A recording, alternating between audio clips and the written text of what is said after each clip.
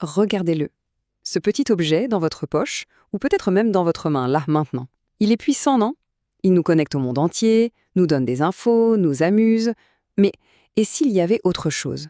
Si, derrière tout ça, son but ultime, c'était de nous capturer, de ne plus nous lâcher. C'est exactement ce qu'on va explorer ensemble aujourd'hui, la psychologie cachée derrière nos écrans. Alors honnêtement, qui n'a jamais eu cette impression, hein? Ce sentiment que c'est le téléphone qui nous contrôle, et pas l'inverse. Ce réflexe presque involontaire de le sortir de sa poche juste pour voir. Eh bien sachez que ce n'est pas un hasard, pas du tout. C'est le fruit d'une ingénierie, d'une conception hyper précise, pensée pour une seule chose, nous garder accros. D'ailleurs, si ce genre de décryptage vous intéresse, pensez à vous abonner dès maintenant pour ne rien manquer. Ok, mais comment il marche ce piège? C'est quoi le truc? Ce n'est pas de la sorcellerie, non, c'est de la science. Une science redoutable même. Imaginez un cocktail explosif de neurochimie et de design d'interface. Le tout mélangé pour pirater directement les circuits de notre cerveau. Et au cœur de tout ça, il y a une idée, une expression clé, conçue pour la rétention. Ça veut dire quoi? C'est simple, mais ça fait un peu froid dans le dos. L'idée, c'est que nos téléphones ne sont pas juste des outils qui attendent qu'on les utilise. Non, non, ce sont des systèmes actifs. Leur boulot, c'est de nous agripper, de s'attaquer à nos mécanismes neurologiques les plus profonds pour qu'on reste dessus le plus longtemps possible. L'ingrédient magique, le carburant de toute cette machine, c'est la dopamine. Vous en avez forcément entendu parler. C'est notre neurotransmetteur du plaisir, de la récompense. Et là, c'est le jackpot pour les applis. Chaque petite notification qui vibre, chaque like qui apparaît, chaque nouvelle photo dans le fil. Pensez-y comme à une microdose de plaisir. Une toute petite friandise pour notre cerveau. Juste assez pour qu'il en réclame une autre et encore une autre. Bon, maintenant qu'on a posé les bases, allons voir derrière le rideau. Concrètement, comment ils font, les ingénieurs? Quelles sont leurs astuces? On va disséquer ensemble les techniques principales qui nous coincent dans cette boucle infernale du « je regarde mon téléphone toutes les 2 minutes ». Alors, accrochez-vous, le mécanisme est un monstre à 3 têtes. Première tête, les notifications. Ces petits points rouges, ces vibrations, ils créent une fausse urgence, un besoin constant de vérifier. Deuxième tête, le défilement est fini. Vous avez ce fil d'actualité qui ne se termine jamais. C'est fait exprès. Le but, que vous n'ayez jamais de point d'arrêt naturel. Et la troisième tête, la plus vicieuse de toutes, les récompenses intermittentes. C'est exactement le même principe qu'une machine à sous. On tire le levier, on ne gagne pas, et puis paf, on a un like, un message, on ne sait jamais quand la récompense va tomber. Alors on continue de scroll encore et encore.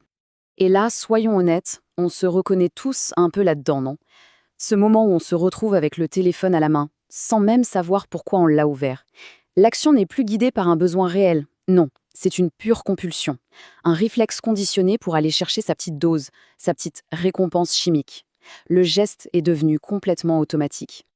Le problème, c'est que cette chasse aux petites récompenses virtuelles, elle a un prix bien réel, lui, et on le paie dans notre vraie vie, loin des écrans. Alors quel est le véritable coût de cette dose numérique? C'est ce qu'on va voir juste après. D'ailleurs, si vous trouvez cette analyse pertinente jusqu'ici, c'est le moment idéal pour laisser un pouce bleu et vous abonner, ça aide vraiment à faire connaître ce travail. Et c'est là qu'on tombe sur un paradoxe absolument terrible.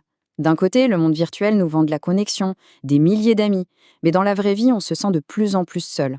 D'un côté, il nous offre une distraction permanente, mais de l'autre, notre capacité à nous concentrer sur une seule tâche, un seul livre, une seule conversation, s'effondre.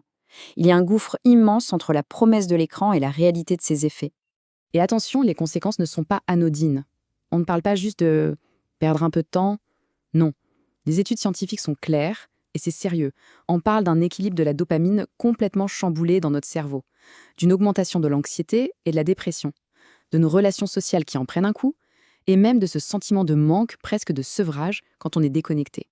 Et ce ne sont pas juste des opinions en l'air, des experts mondiaux tirent la sonnette d'alarme. Écoutez bien ça.